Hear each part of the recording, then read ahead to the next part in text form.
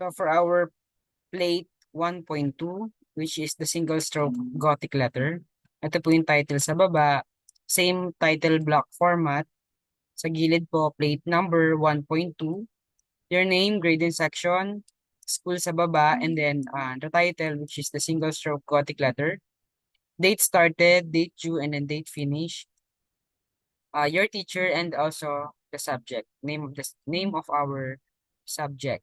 So for the height of the lettering, this is this is 4 millimeter. Okay, and then yung maliliit po na letters, that is 2 millimeter.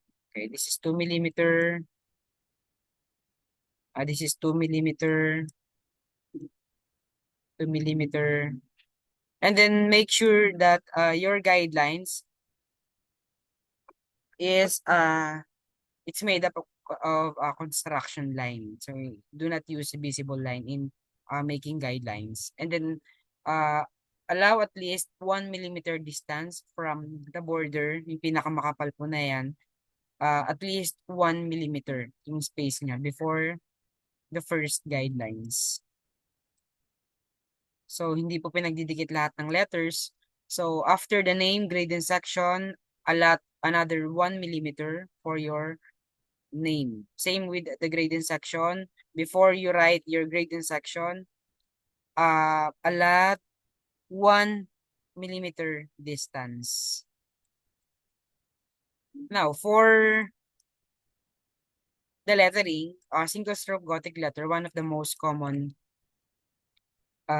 lettering, especially in plate making activity, is the single stroke Gothic letter. So, ang unang muna natin gagawin is the grid of our paper. Ito yung para mga column na yan. So, ang measurement ng ating grid is 5 millimeter. Okay, 5 millimeter from your ruler. And then, yung sa horizontal line naman, another 5 millimeter using our ruler. And then, just make sure that your lettering is at the center. Okay, so pwedeng ma-adjust, pwedeng dito kayo mag-start sa second line or sa third line, basta po nasa center siya. And always make sure to balance your letter. Okay, for example, in this part, letter A up to letter O. So yan lang po yung kasya sa papel ko. And then sa baba, meron akong dalawang space para po sa letter P hanggang sa letter Z. So follow the standard in constructing making or the stroke on how to make a lettering. So this is the smaller lowercase letter nasa baba po. Yung nasa taas, uppercase letter po ang tawag dyan. And then meron din po tayong numbers. Okay, so for the letter A, okay, letter A, standard naman po siya, letter A, letter B. Okay, so sa letter B naman, ganun din. Sa letter C, so yung letter C po, yung letter G, yung letter O, and then letter Q, same construction po sila, okay? Yung stroke nila pare-parehas lang. And then, yung letter Y, and then yung letter Z, hindi po siya pantay. So, mas malapad po yung pinakaleg niya sa baba compared sa taas because we follow the stability of our lettering. Next is for the letter Z. Sa letter Z naman, hindi rin po siya pantay, hindi siya proportion. So, sa baba, medyo malapad yung sa baba compared dun sa taas. So, same sa letter X. And then yung letter S, sa letter S, dalawang circle po yan na ginagawa. Okay? Isang maliit na circle and then isang malaking circle sa baba. Para po makakonstruct tayo ng letter S. And then the rest, puro line na lang po ang gamit natin. So letter W, this is the widest letter, W. Narrowest letter po is letter I. And then sa stroke natin, use HB pencil. Kung kaya pong gumamit ng different B pencil, pwede rin naman pong gumamit 2B, 3B pencils, it's up to you.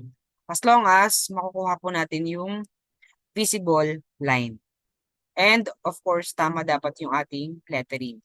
So sa letter A, lowercase letter A, B, C, D, E, G, O, P, Q. So lahat yan ay sa circle. Okay, pa-circle ang stroke niya. And then, W, wide letter pa rin po. Yung Y, ay yung X, same pa rin po. Pinaliit lang siya. Mas malapad yun sa baba. Yung leg niya sa baba compared sa taas. Or yung pinaka-head niya. Same with the letter C. So, sa uppercase letter, ang gamit ko lang po dyan na guidelines is cap line, waistline, and then we can also use baseline and drop line.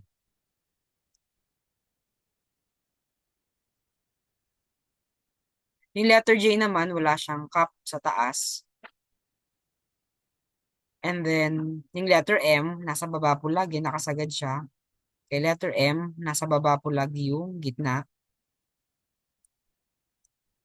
Same with the W, sagad-sagad po yung pinaka edge niya.